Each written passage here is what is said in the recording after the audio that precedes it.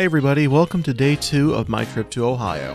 Today, we're off to Cedar Point, America's roller coast in Sandusky, Ohio. And yes, I said we.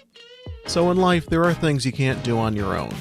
Going to Cedar Point is one of those things that's best shared with others. So my friend that I'm staying with is going to be tagging along with me today and the next day for our trip to Cincinnati. Watch out for that video coming soon. Also, I still cringe at saying America's roller coast. Now a bit into my past here really quick. I did work at Cedar Point for 2 summers when I was in college. The job I had has basically been eliminated since the park is now cashless, but I used to refill and unjam the change machines throughout the park and the resorts. Now before we enter the park, there are a few things I do need to cover. The first being that Cedar Point does not allow people to use cell phones or action cameras while on the rides. Do not test them. If you're caught, you will be thrown out of the park. If you want to watch a funny story about this happening to someone while at Cedar Point, watch Stuck on a Roller Coaster by Brewstew Films here on YouTube. Finally, if you do want to watch ride videos, including point of view videos, check out Cedar Point's YouTube channel.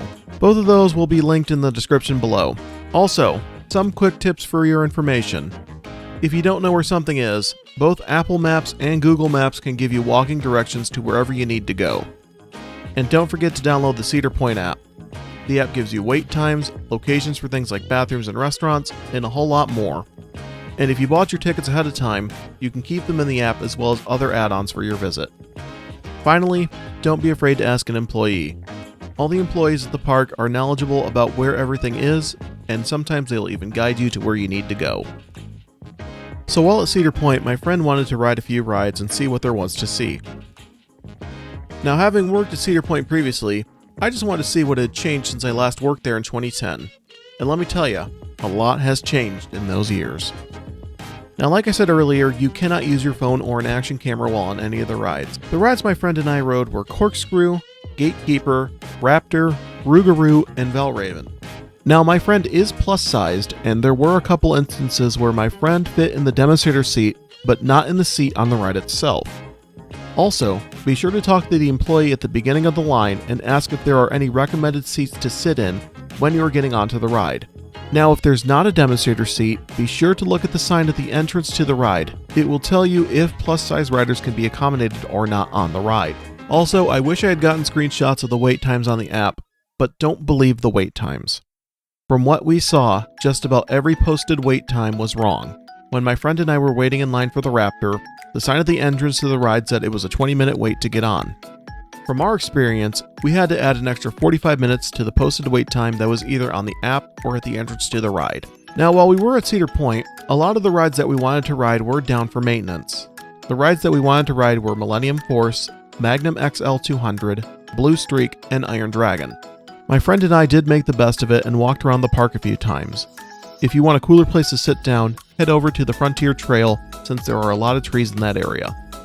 Also, there's a petting zoo and a glass blower who actually does glass blowing and whose wares are for sale. For lunch, we stopped at the Farmhouse Kitchen and Grill on the Frontier Trail. My friend and I both got the chicken tenders, but we both took a different approach to our sides. I got the potato wedges and my friend got the pasta, which we both thought was pasta salad, but was actually mac and cheese. I also got a cup of the chicken and dumplings, which while looked good, did not taste that good. But the chicken tenders were seasoned very well, as well as the mac and cheese and the potato wedges. Also, as you see in the picture, I have a souvenir bottle that can be refilled every 15 minutes.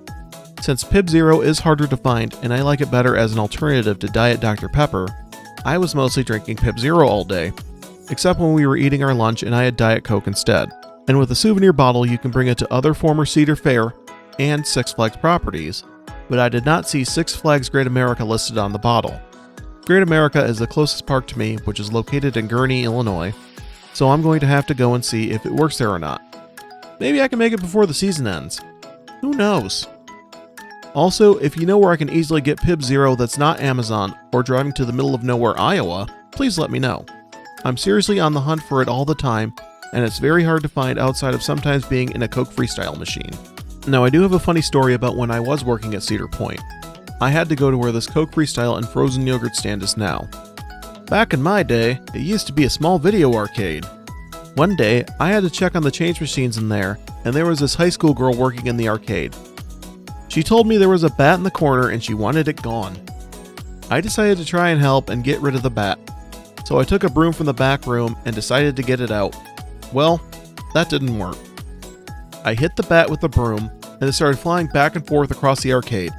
I started yelling at the bat and running after it while following the bat around trying to get it out.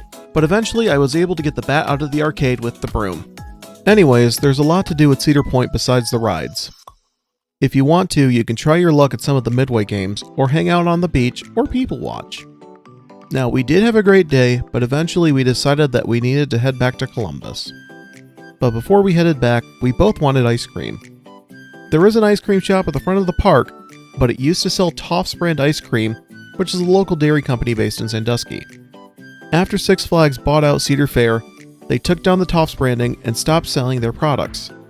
I told my friend about the ice cream and she wanted to try it, and I was wanting some of the flavor I used to buy when I lived in Toledo.